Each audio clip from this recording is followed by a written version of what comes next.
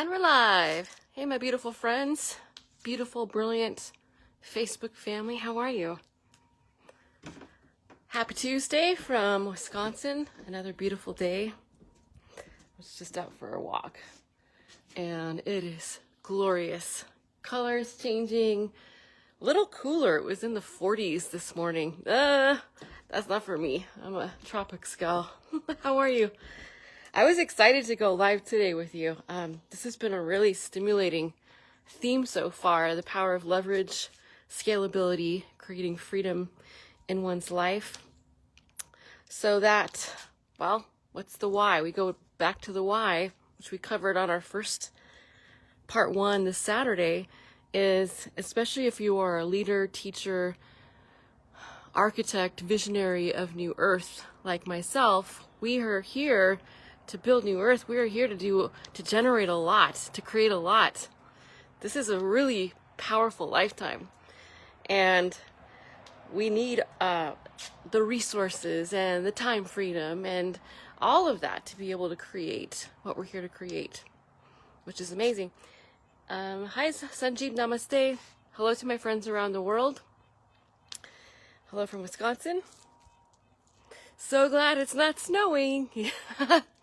I have been here on the 1st of October where this whole driveway had a foot of snow already. So this is nice, although a little chilly for me. This is a really powerful topic, and we're going to go a little cosmic today. I thought I was going to talk about the different vehicles of leverage. We talked a little bit about that last time. For instance, if you were to write a book, then you receive royalties. That's leverage. You write it one time, hopefully it does well, and you receive royalties for life. Rental property, that could be a source of leverage right there. What other income producing assets? I love this theme so much. And I've been thinking about leverage since I was a little kid.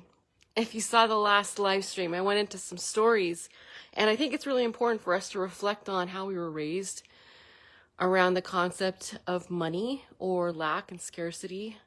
We talked about the B word, which in my family I learned at age 4 was budget. You know, going back and I'll drop this live stream from this Saturday in here if you missed it. It's really good. We did a lot of storytelling, and that it's important to have that framework set up, because if you evaluate and dissect how you were raised around the theme of valuing your time, your energy, your life force, you know, your worthiness. A lot of kids have the I'm not worthy program installed innocently by, parents, school, church, friends at a very early age.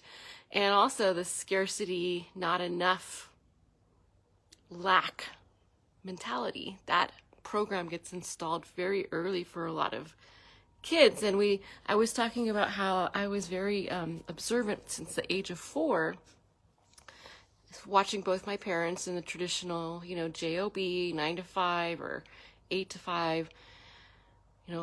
I was watching them bring a paycheck home twice a month, and that day was very stressful, and there was arguments about budget and not having enough. There was 4 of us kids. So if you were raised in an environment, in a family around scarcity and lack, then it's important to recognize that, because it's something that you want to release and heal and let go of and not carry with you for the rest of your life, because that mental block, that program installed is like a virus. And no matter how much money someone or leverage can create in their lifetime, even if they have a well-paying job or business or whatever the case may be, if they've not dealt with that program, it's going to haunt them.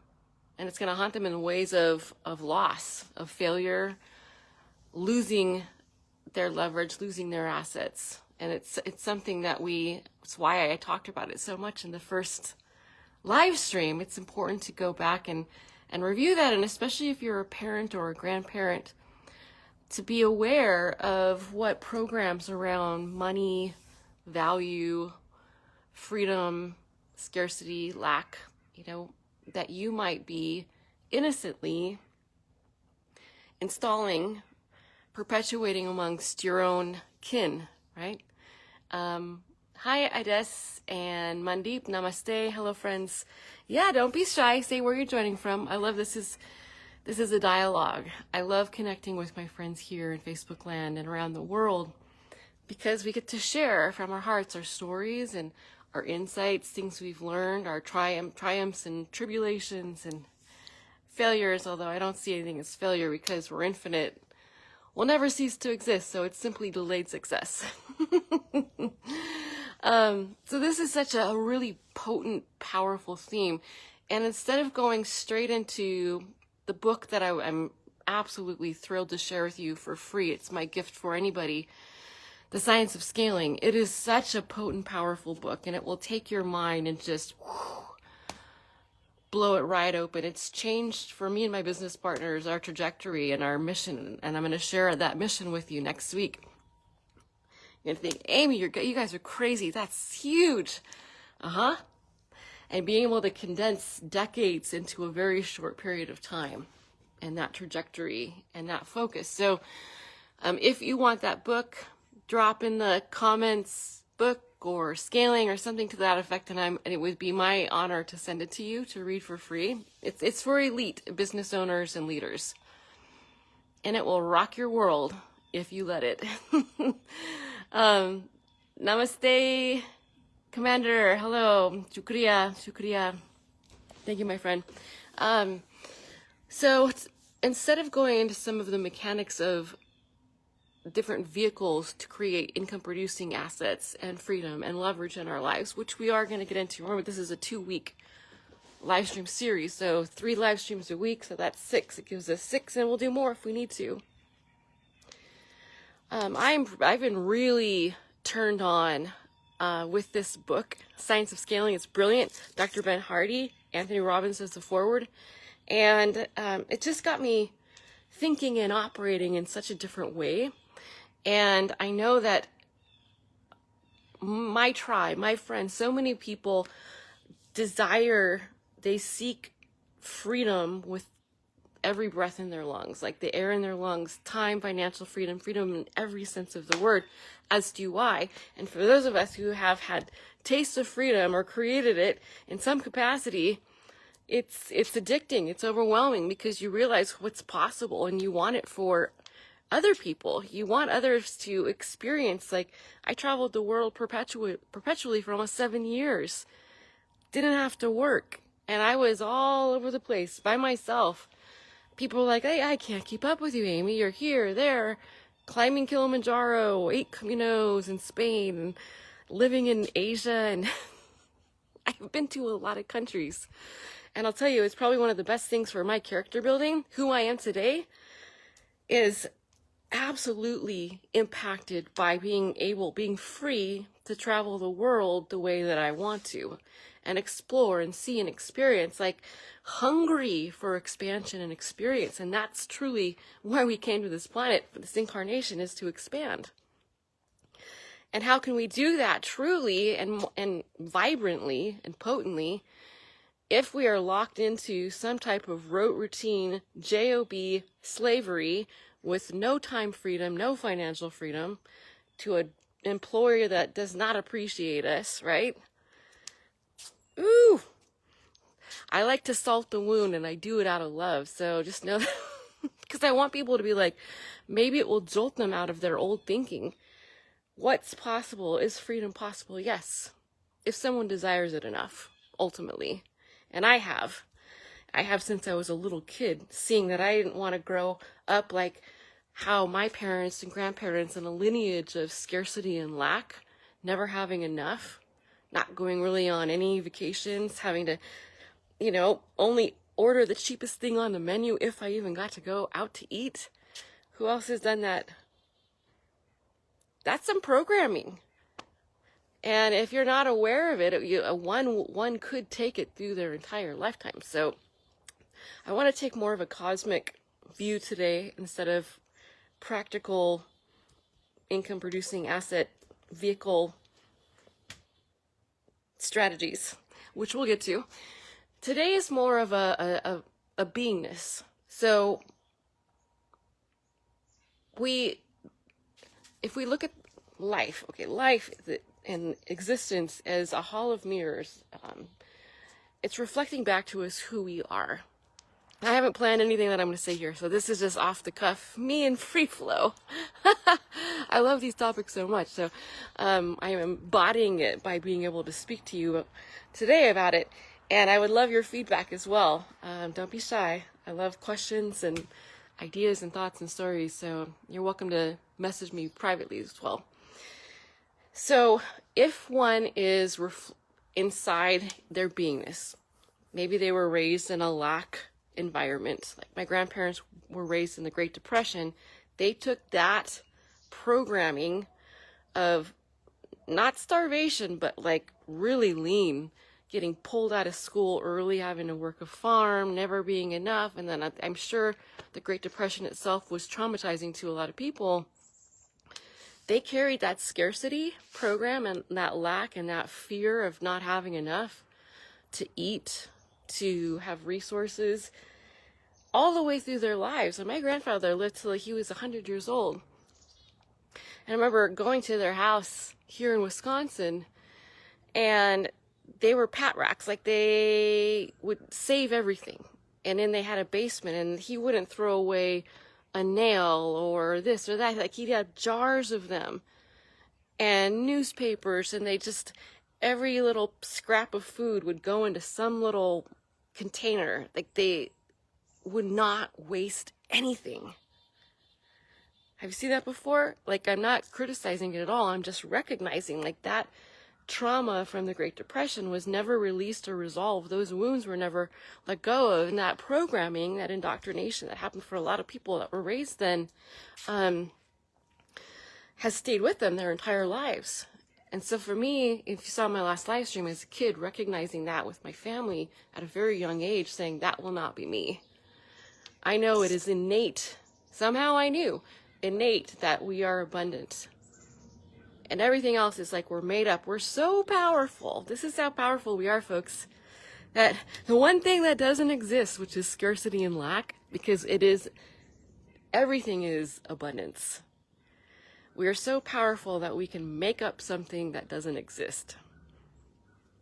And we're given free will to have that experience.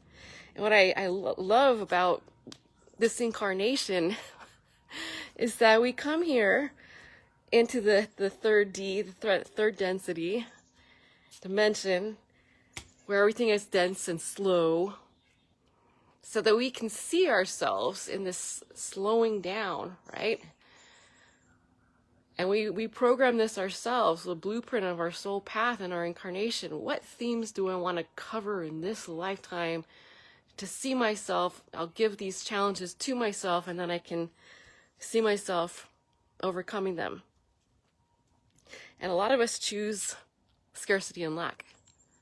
And we choose in our direction. We are the director, writer, producer, star, casting agent of this hero's journey called life. Who we want to cast in our films, in our movies, on our journeys. And so maybe we want to see ourselves overcoming lack and realize that truly that we are abundance. Everything is within us. And giving ourselves the illusion in the external that we're lacking something, so that we can achieve and see ourselves achieving. And really it comes down to remembering who we truly are, that we are powerful, that we chose to come here for this game of remembering who we are, self-mastery, expansion, unconditional love. And a lot of us have chosen to play with scarcity and lack so that we can overcome that and remember, oh, I am abundance. Everything is within me. And we're going to get more into that from a cosmic, metaphysical, and very practical point during this live stream series. So let's imagine, so like I talked about my grandparents who grew up in the Great Depression. They grew up fearful around money, with a lot of money programs and scarcity and anxiety to scrimp and pinch and never, like money was a big deal. Like my grandmother would sneak us money. Did that ever happen to you guys when you were kids? When you were a kid, did you get like $5 or $20 here? Shh, don't tell grandpa. Here, like sneaking it. So I noticed these patterns as I was a kid. So my parents fought on payday over the budget and never having enough money for us 4 kids. That was stressful. My grandparents were stressed out about money and still living as if the Great Depression was still happening, right? Sneaking money, right?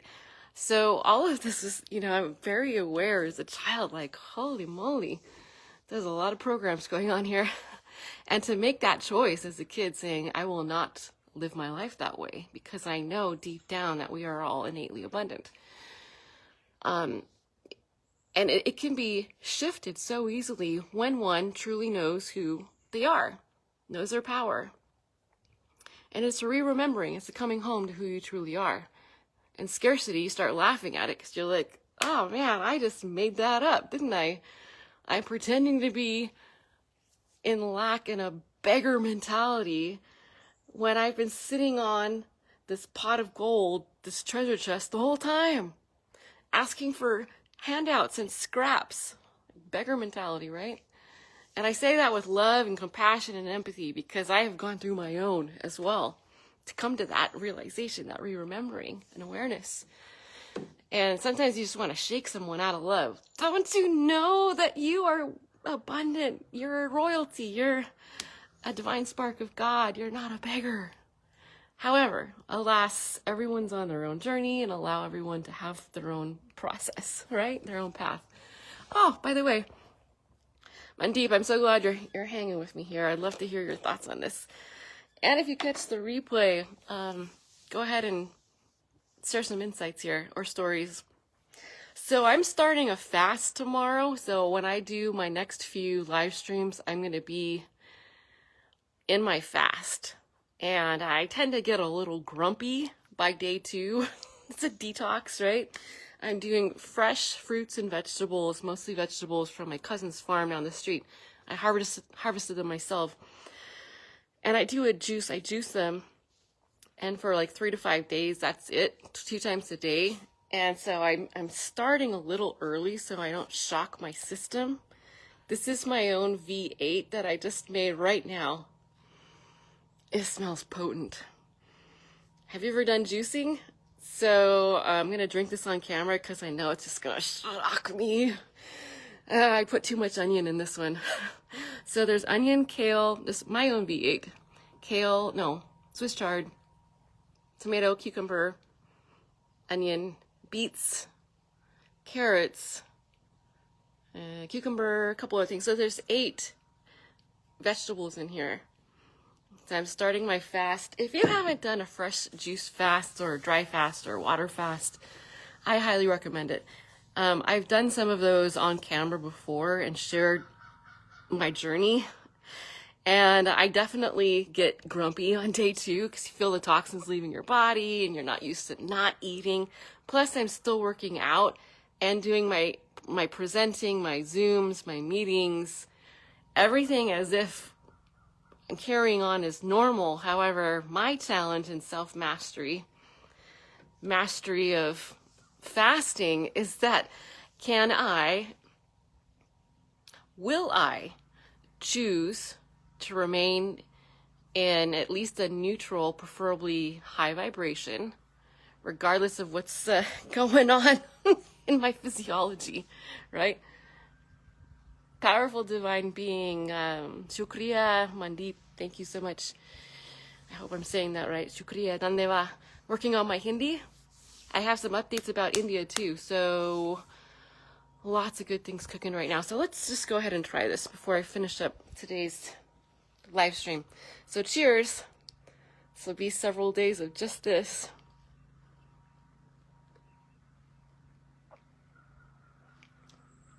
Ooh. Whoa. Wowzer. Oh, that's high on onion. Whoa. Who wants to kiss me now? Holy. Woo. Anyway, Oh, that's gonna create some happy cells right there. So before we finish, I want to share a really vibrant illustrative story about, and I used my grandparents from the Great Depression. They brought through that scarcity, lack, and fearful mentality about resources and money their whole entire lives. And I'm not saying that they weren't generous people. They're just loving, wonderful people. However, I saw that in all their behavior, right? And so I was watching this show many years ago, decades ago, and it was a show about following the lives of regular people who won the lottery. And what would happen within that first year. And they really filmed like that first month, but then they would follow up at the end of the year with that person to see what they were doing. Did they still have money? Did they go invest and make more money? Or did they lose it all, spend it all, lose it, whatever? And I thought this was really interesting from a psychological standpoint, because I was thinking about back then as I saw this, if you have the lack and scarcity money programs installed, maybe since you were a kid, and you've never resolved them, healed them, released them, triumphed over them, then you're carrying that with you no matter how much financial abundance comes to you, right? I'm not saying you, I'm saying in general, one. And I've seen it. I've seen friends who have built empires, even from nothing, and lost it all for whatever reason, but didn't flip out. We're like totally chill, like, yeah, it's all right. I'll build again. And they just knew, they had that knowingness in themselves that they knew that they could always rebuild from nothing, from scratch. Oh, that burp. Onion. And I dig that about people who are like, they're like, yeah, I could lose it all. I could take it all away, my millions, my empire, my assets, and I'll just rebuild again.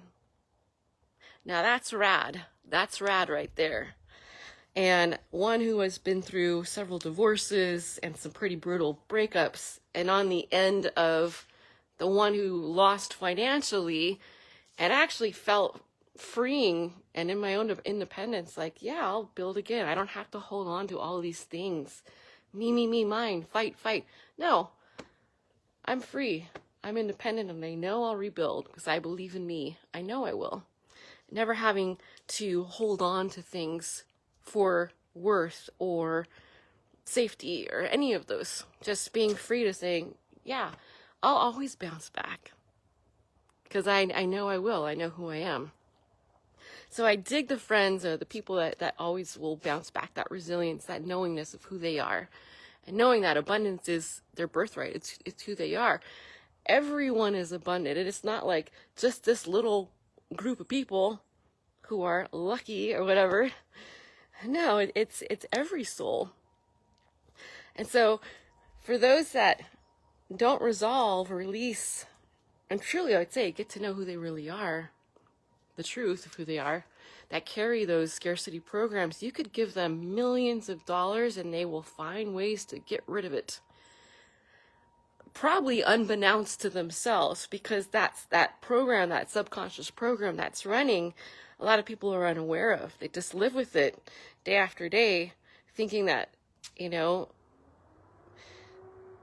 not lucky enough or they're not worthy enough. And so back to this, like I have seen friends that have won money or been gifted something and they get rid of it so fast, so subconsciously or consciously. It's like they don't think they're worthy of it. So they'll find a way to lose it or have it stolen or embezzled or lost or give it away, right? Isn't that interesting? So back to the show real quick before I finish up today. Back to the show of the who won the millions of dollars. And I remember this one show because it was so painful and I felt a lot of empathy and compassion for this guy they were focused on. He was like in his mid-60s, looked kind of like he's let life treat him hard, and he was a vet, and he lived in a trailer park. Not that there's anything wrong with that. I'm just giving you the the colorful background here to paint the story for you. And he didn't really have a lot of meaning going on in his life. Definitely was operating in the programming of lack and abundance, lack and scarcity. And he hung around like the sleazy dive bars, and those were the kinds of friends he hung out with, and he didn't really have any real friends. It was just like bar friends or some trailer park friends. And he won, I think it was like $5 million in the lottery, and they were filming him during this whole process, and he was pretty stunned. He never thought like anything like that would ever happen to him, because so many people have that program of, I'm not lucky, I don't win anything, and you're just like placing your order with the universe. The universe says, okay, you're putting this out here, that's what you're embodying, and I will reflect that back to you. Remember, everything is a hall of mirrors. And so he went and got his big fat, big check. I forgot if he did. I think he did a lump sum payout instead of payouts. And first thing he's doing, and so they're filming him do this, right? You could just see within himself that he did not feel worthy of that $5 million. And he was just going to get rid of it. And he was going to try to buy people's love and approval. And that's exactly what this guy did. And it was just like, oh, I felt bad for this guy. But, it's his journey. He went to the bar immediately and was like buying rounds and rounds. And, everyone was, drinking. And he loved the approval, because probably he didn't have a lot of approval for himself. Okay, what we're embodying, we're carrying these programs with us, right? He probably didn't value himself, so not a lot of self-love, didn't respect his time, his meaning, what he was creating with his life force, true relationships with people, And you watch this guy go to these barfly friends or quasi friends, that he's buying drinks for, and he's like going up to them and saying, what do you want? What do you want? Can I buy you something? Can I buy you something? Can I buy you a car? And he starts getting rid of his $5 million on day one.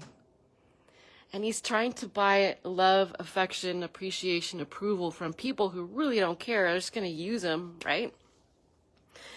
And I was just like, oh, because that would be a response that a lot of people that had not worked on themselves and become aware of these programs, scarcity programs and unworthiness programs, often since innocently installed when we're children, he'd carry that all the way through to 65. And I just remember at the end of that year, they finished the show of Where Was He Now? He was still in his trailer, same one. He had not gone out and bought a house or moved away or built a business or charity. He'd literally, pardon my French, just pissed away all of his winnings, $5 million, on, trying to get approval from other people, trying to buy gifts so he'd feel loved, buying things that didn't matter, that, had no appreciation, depreciate. No true investments or anything. He got rid of his $5 million and was back to exactly where he was, if not worse, 1 year later. And so, give someone that's built an empire and income producing assets and true freedom, time and financial freedom for themselves, take it away from them and watch them rebuild and not even stress out about it and probably come back even stronger. Give someone $5 million, $10 million or more that's never really had a lot of income or assets or never built anything for themselves, that doesn't value what it takes to build something like that, or has never resolved and healed the scarcity and lack programs that they've been carrying probably since childhood, and they will get rid of that money, those resources, that gift, that opportunity so fast. It's such a fascinating, isn't this a fascinating theme? There could be a whole movie series on that to help people wake up. I mean, that's why I love storytelling and filmmaking so much, because it's a more dynamic, compelling, and potent way to compel people to wake up, to make change and transform in their lives.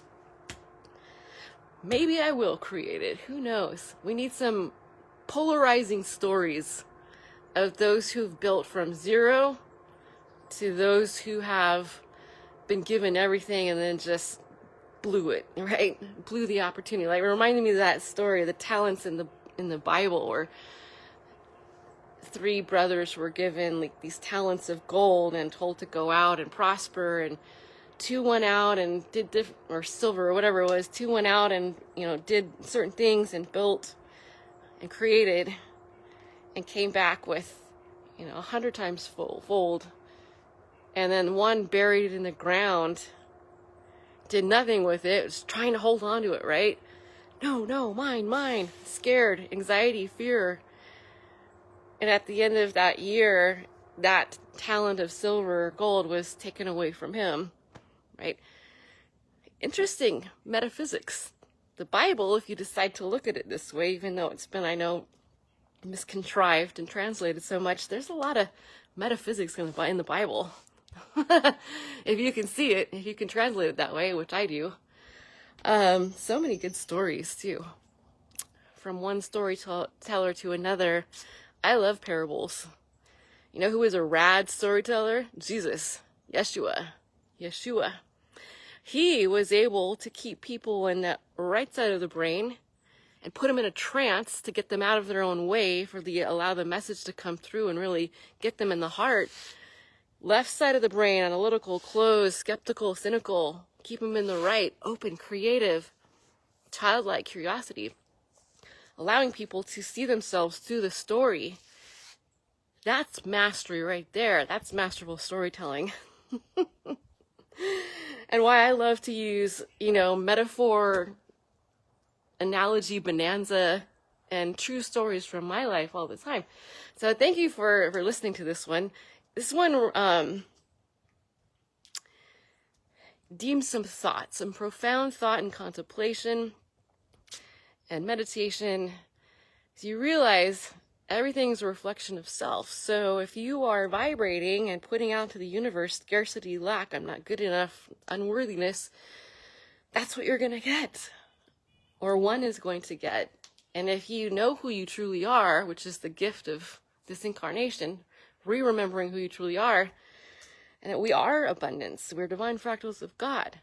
And we are beautiful and powerful and perfect on this journey, this hero's journey. You wake up to remember who you really are. And then that worthiness, that abundance is going to be reflected back to you. So we will, I just love these topics. They're so powerful. We're going to get into, on Thursday, a little deeper dive. So Science of Scaling. I've been talking about this book by Dr. Ben Hardy. I will send it to you if you comment book here, the free audiobook. It will blow your mind to what's possible when it comes to leverage and scaling and strategic optimization and what you can create in a short period of time versus going through a very long-winded linear path. I'm not going to say wasting life, because nothing is truly a waste. We're infinite beings. It's all here to serve us. However, when you know that you can create and generate so much more and to be of service to our global human family and what you create, it gets you excited out of bed every morning, because you can know you can do more, be more, give more, serve more from that being place of abundance and freedom versus lack, scarcity, being a slave to the job, right? Not owning your time, renting out your mind and body to someone who doesn't appreciate you. And I say it like that blatantly because I want to shake some people up who are ready to be shaken up. Like, there is so much potentiality for one who wants to create freedom and more leverage in their lives. What a great topic. So if you're watching this on the replay, by the way, Mandeep, thank you for joining me from India and everyone else here on the live stream that caught some of this. Go back to the beginning and watch. There's gems abound. One gem, just simply one gem from this live stream could change someone's life. So share this live stream. Share it with others. Share it to your wall. People will love you for it. One gem that really hits someone in the right way, that they take inspired action on, can change their lives. So that's why I say, let's put this content out there. Let's inspire, let's uplift. I mean, that's why we're here. We're all here to help each other. Why I share so vulnerably on these live streams, parts of my life and who I am. Why not? Sí, por qué no? You know, that's why we're here. And we're all rising together. Isn't that exciting? So if you're catching the replay, drop in replay. Let me know where you're from, what part of the world. And I will see you, part 3, this Thursday while I'm on my fresh fruit, vegetable juice fast. Hopefully not grumpy. I'll see you on Thursday, 11 a.m. Central, part 3 in The Power of Leverage. Didn't know this would go so cosmic, metaphysical. However, it is part of the framework that needs to be covered. Because if we have all these holes in the boat, you know I like metaphors and analogies, and we're pouring in all this potential abundance, right? And then it's just getting, seeping out all these holes that we haven't plugged in the boat, meaning the programs and the indoctrination and the wounds we haven't healed. That boat's still going to sink, right? And so looking at the holes in the boat, vigorously dissecting oneself to see, what have I not healed, solved, resolved? Where are my soft spots, my weak spots, holes in the boat? So that's why these first 2, part 1 and 2, we're covering the money programs, the scarcity, the lack, because that's something that needs to be addressed within. And only truly one can take that inner journey and do that for themselves. And I encourage you to. So share this live stream. Much love to you, my friends, and I will see you on Thursday, 2 days from now, 11 a.m. Central. Much love. Make it an amazing day.